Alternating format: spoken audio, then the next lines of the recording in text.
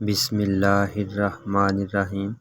الصلاۃ والسلام علیکہ یا سیدی یا رسول اللہ وعلی آلک و اصحابک یا خاتم النبیین۔ تمام اہل اسلام کو السلام علیکم۔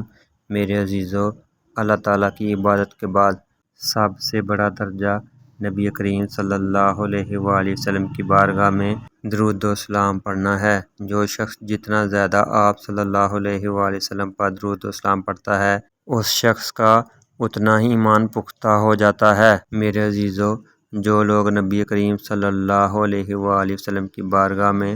درود پاک پڑھتے ہیں تو درود پاک نہ صرف ان کے لیے باعث رحمت ہے بلکہ اس کے والد کے لیے بھی خیر و برکت کا باعث ہے، اور درود پاک پڑھنے والے کا اپنے والد کے حق میں ایک بہترین حسن سلوک کا ذریعہ ہے۔ جو لوگ چاہتے ہیں کہ ان کا نام نامی حضور صلی اللہ علیہ وآلہ وسلم کی بارگاہ میں پیش ہو تو ان کو چاہیے کہ نبی کریم صلی اللہ علیہ وآلہ وسلم پر کثرت سے درود پاک پڑھیں،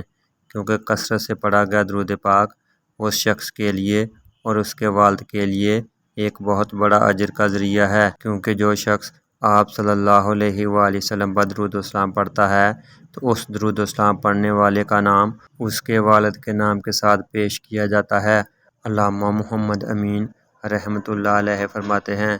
جو شخص اپنے والد کے ساتھ حسن سلوک کرنا چاہے تو اسے چاہیے کہ کثرت سے درود پاک پڑھے،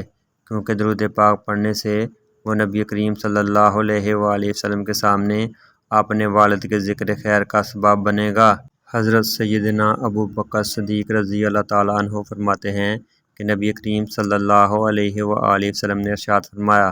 میرے اوپر زیادہ سے زیادہ درود شریف پڑھو،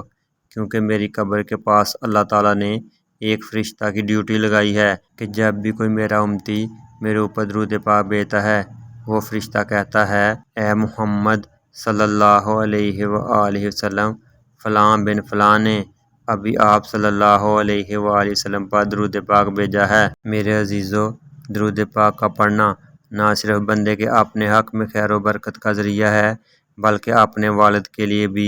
خیر و برکت کا ذریعہ ہے، بلکہ درود پاک کا پڑھنا اس کی آنے والی نسلوں کے لیے بھی باعث خیر و برکت ہے۔ تو میرے عزیزو، کیوں نہ پھر ہم نبی کریم صلی اللہ علیہ وآلہ وسلم کی بارگاہ میں زیادہ سے زیادہ درود و سلام پڑھ کر اپنے لیے، اپنے والدین کے لیے اور اپنی آنے والی نسلوں کے لیے باعث خیر و برکت بنیں۔ اللہ تعالی ہم سب کو توفیق دے کہ ہم زیادہ سے زیادہ درود و سلام پڑھیں۔